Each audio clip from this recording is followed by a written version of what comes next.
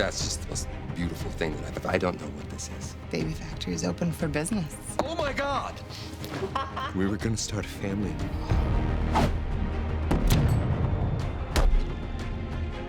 We were gonna be a family. I'm in so much pain. The first movie was a movie about Deadpool finding love. This movie, Deadpool 2, is a movie about Deadpool finding his family.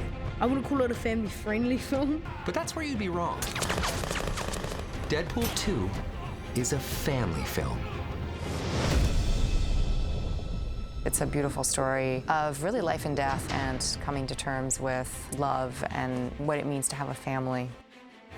We wanted to examine Deadpool and start to realize the consequences of his actions. The choices he made in his career obviously affected Vanessa and put her in danger. I'm the asshole who got away. I killed every last one of them, except me. Couldn't kill me. He's now on this journey to figure out what's his place in the world, who's his family, but also how do I find some redemption from this sort of self-absorbed asshole that I am. And that is the most beautiful thing I've ever heard.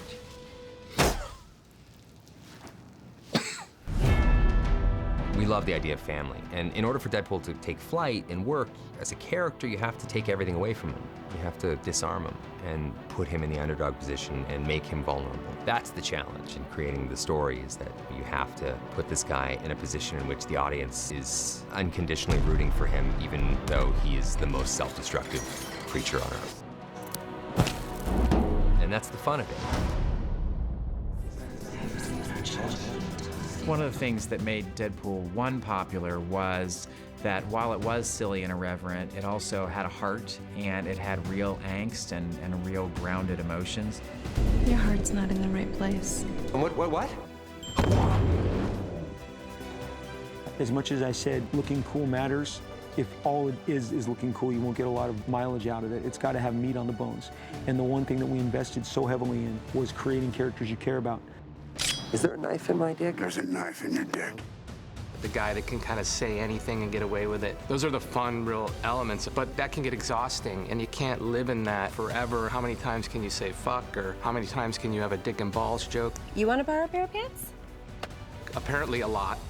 Apparently a lot. Even then, you find yourself cutting them out, right? The key with Deadpool was like, there's that layer that everybody loves, but you need this sort of heart and soul of the movie. And that's kind of the secret sauce of Deadpool, is this emotional core. And we really wanted to carry that into Deadpool 2. And so we worked in some pretty serious, dark plots. This may not be family you want, but it's family you need. You have a good heart. It belongs here, where it can grow. What did you say? Your heart's not in the right place. I think I'm in the right place. Vanessa was the only thing that tethered Deadpool to a life of love and kindness and calm. She's the adult in the relationship, and Deadpool needs that. You are not your father. That was sort of where the idea and the theme of family was born, was if not her, then who? Motherfucker! Who is gonna accept this guy for his flaws within flaws within flaws and take him in? He needs to heal his heart, and he heals his heart by finding a family. We need to build a fucking team. One thing that's fun about it is that Deadpool fancies himself a bit of a solo operator. But with this one, he's really trying to put together a team. X-Force. We got this, okay? He's trying to figure out who he is in the context of the X-Men universe. And he's trying his darndest to fit in. And he's even putting on an act to sell the idea that he's fit in so that he can go out on missions and go be an X-Man and not just be a trainee for the rest of his life. Let me guess. We have mission. I know, you do. I'm ready. I'm not. And yet, despite his sales pitch to Colossus that, hey, I'm a good guy, he just can't help but be Deadpool.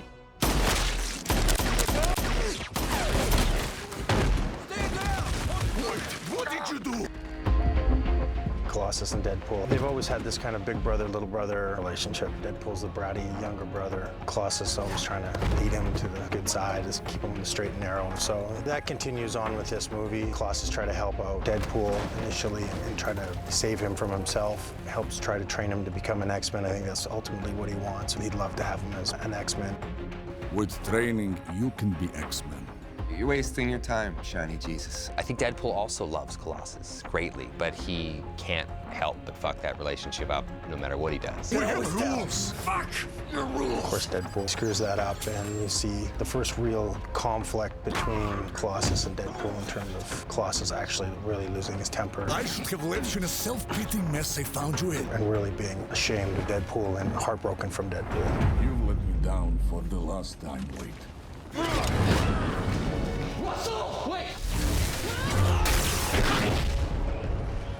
He also has this storyline with a kid, you know, a child that is also a mutant. It's Russell, right?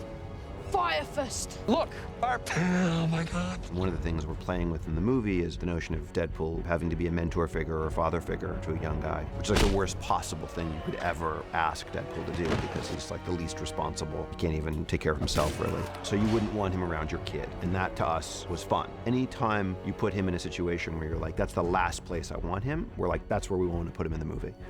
Breaking news at the Essex House for Mutant Rehabilitation. So he's at an orphanage with this pretty creepy headmaster. It's not a very good place for him to be. Those guys hurt you?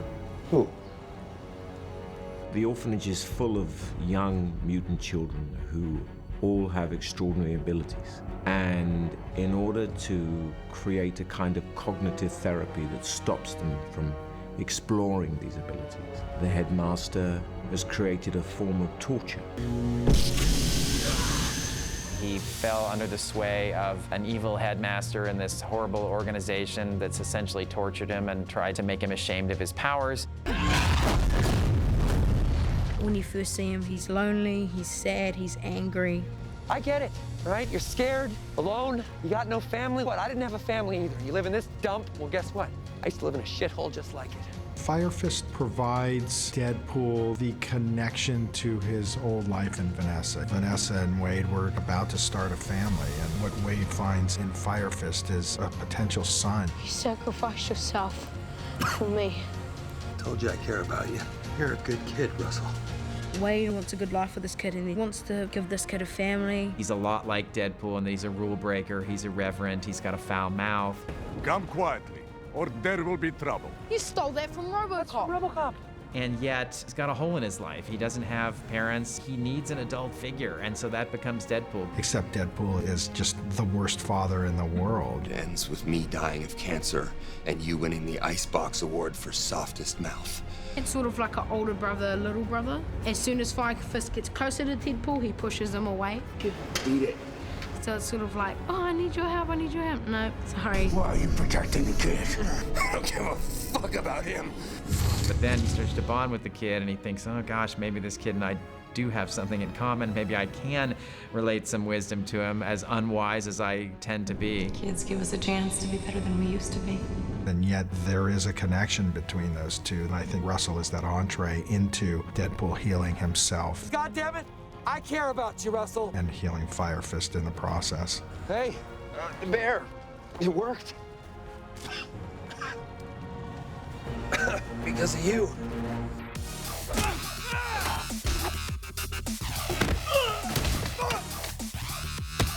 Oh my God. Did you feel that too? Only best buddies execute pedophiles together. Cable, in this weird way, also facilitates a new thing for him, which is partnership. Because Weasel and Wade are not partners. I'm here to help us gear up so we can go after him without me. They work together, certainly, but I bet on him to die. In many parts of the comic book, Wade really fucks Weasel over, but they're just, the only reason they're friends is there's no one more selfish than the other one. But yeah, there's that theme of kind of, what is it like to partner up? I need your help! And trust me, I'm even less happy about this than you are, but you unleashed the Juggernaut, you dumb cunt. Cable is a stalwart of X-Force. He's the straight man to, Deadpool's madness. It's why you never eat a raw starfish. Where the hell are we going? He's from the future. He's a soldier. He knows how all the mutants died. He's come back to save them. He thinks Xavier and Magneto are both wrong. He has a different method. Xavier's too passive. Magneto's desire to kill all humans is the wrong relationship. But Cable's motto was, come back, be a man of action. Don't wait to get things done. Get things done. Act immediately and act on behalf of the future. Cable's coming back for a very benevolent reason, but he's also, like Deadpool, morally flexible. This little fucker's too far gone. Zip it, Thanos. We have a deal, and you fuck it. We even put it in the coda of the first film, the after credit scene is in. The sequel, we're gonna have Cable. Amazing character. Bionic arm, time travel. We have no idea who we're gonna cast yet, but it could be anybody. Just need a big guy with a flat top. Could be Mel Gibson, Dolph Lundgren, Keira Knightley. She's got range, who knows? So Keira was not available or interested in any way. So we ended up with Josh Brolin, which I thought was a really great, close, maybe third to Keira Knightley. Cable provides a parallel emotional core to the movie. Deadpool loses Vanessa and Cable loses his family. And so, despite them being very, very different, they're very similar. They're both broken and they both have lost something and are in search of something. They ultimately find each other. You've only known these people as against each other. So when you actually see them work together, you realize that it kind of creates a whole energy and way bigger possibilities. You got 30 seconds, you jabbering butt plug. Now we're getting it. Bosom. I need a bus to get you all out of here.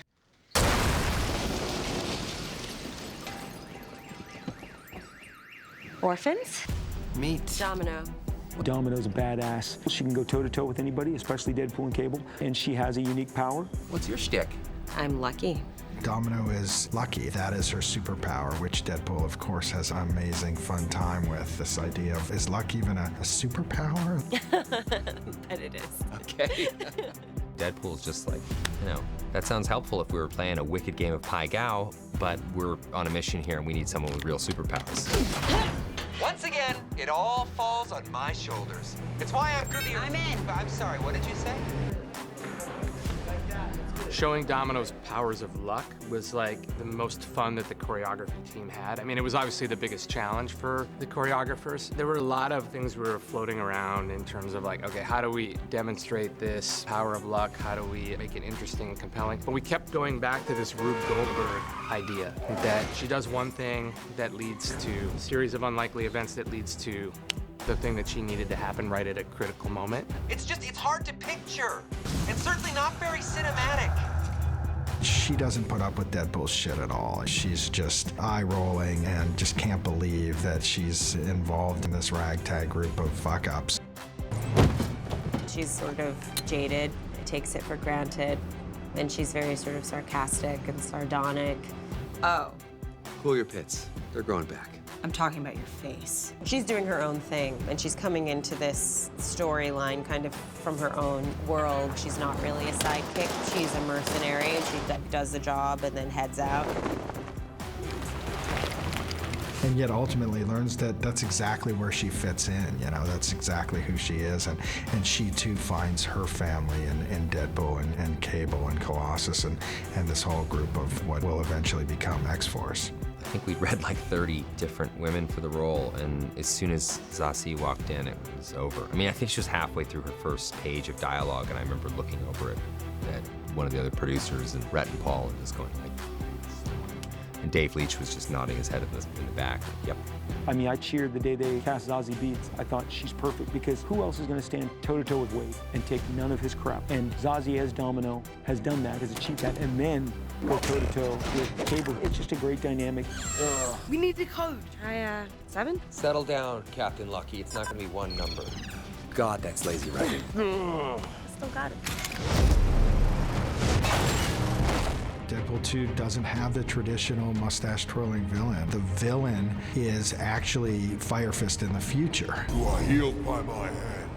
We had an earlier draft of the screenplay where Black Tom Cassidy was the villain throughout the second and third acts. And at some point, we all looked at each other and we said, how badly do we need a real heavy, a real villain throughout the third act of this movie? You killed Black Tom, you racist son of a bitch! Because we have a lot of antagonism baked into the movie itself. It works best when you pull the trigger. Deadpool finally finds his place in the world in a group of dysfunctional folks that he fits in with and can look and say, yeah, I'm not all alone here in this world. There are crazy people just like me. What do you get when you take 8 feet of chrome, 1 pinch of courage, a cup of good luck, dab of racism, a splash of diabetes, and a wheelbarrow full of stage 4 cancer? Answer, a family. It's funny and irreverent, but also has a huge heart and compassion, you know, like Deadpool. See? I didn't lie what kind of film this was.